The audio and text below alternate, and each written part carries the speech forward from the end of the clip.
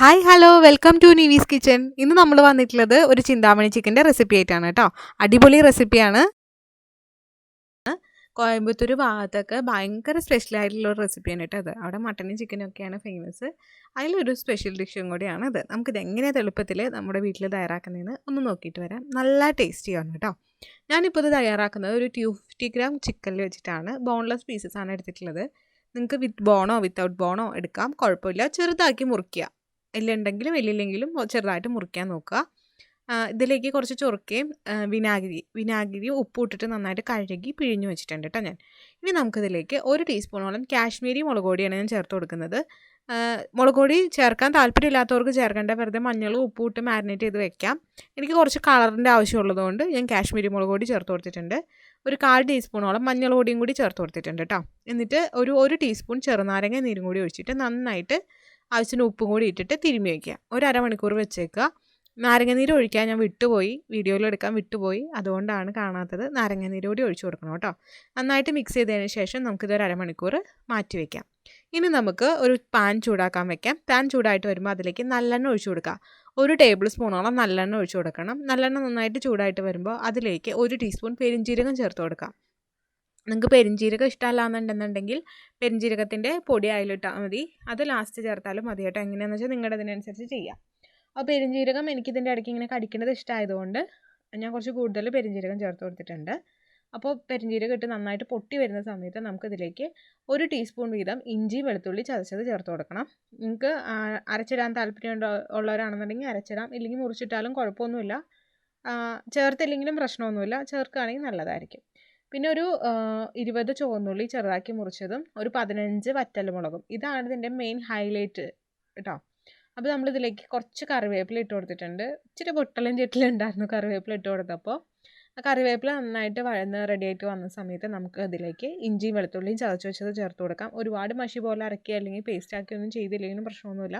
ഇങ്ങനെ കിട്ടുമ്പോഴാണ് നല്ലൊരു ടേസ്റ്റ് ഉണ്ടാവുക കേട്ടോ അതിന്. അപ്പോൾ ഞാൻ ഇഞ്ചിയും വെളുത്തുള്ളിയും ചതച്ചത് ചേർത്ത് കൊടുത്തിട്ടുണ്ട്. രണ്ടും നന്നായിട്ട് മിക്സ് ചെയ്ത് കൊടുക്കുക.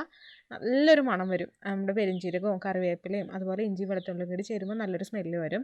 ഇനി ഇതിലേക്ക് നമുക്കൊരു 25 ചുവന്നുള്ളി മുറിച്ചതും 15 വറ്റൽമുളകും.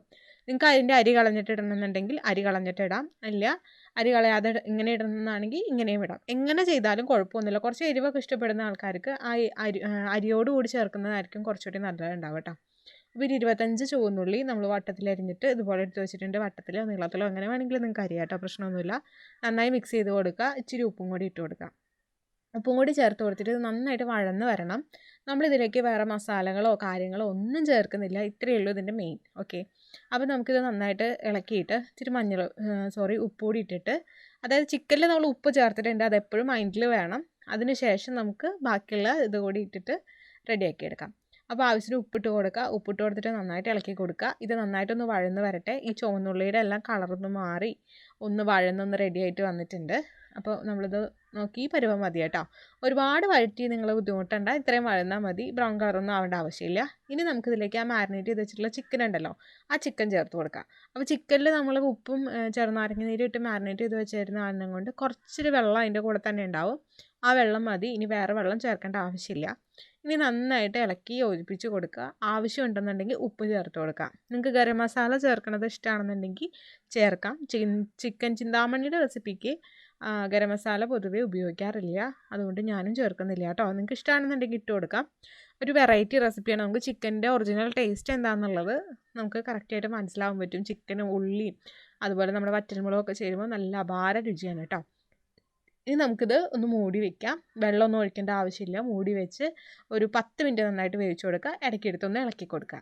അപ്പോൾ നമ്മൾ 10 മിനിറ്റ് മൂടി വെച്ച് വേവിച്ച ചിക്കൻ ഇവിടെ റെഡി ആയിട്ടുണ്ട്. ഇത്രയേ ഉള്ളൂ, എളുപ്പമാണ്. ഉപ്പ് നോക്കിയിട്ട് വേണമെന്നുണ്ടെങ്കിൽ ഉപ്പ് ചേർത്ത് കൊടുക്കുക. എല്ലാം നിങ്ങളൊന്ന് അഡ്ജസ്റ്റ് ചെയ്യുക കേട്ടോ, ബാലൻസ് ചെയ്തെടുക്കുക. അപ്പോൾ ഇത്രയേ ഉള്ളൂ നമ്മുടെ റെസിപ്പി. എല്ലാവരും ട്രൈ ചെയ്ത് നോക്കുക, നന്നായിട്ട് ഇഷ്ടപ്പെടും.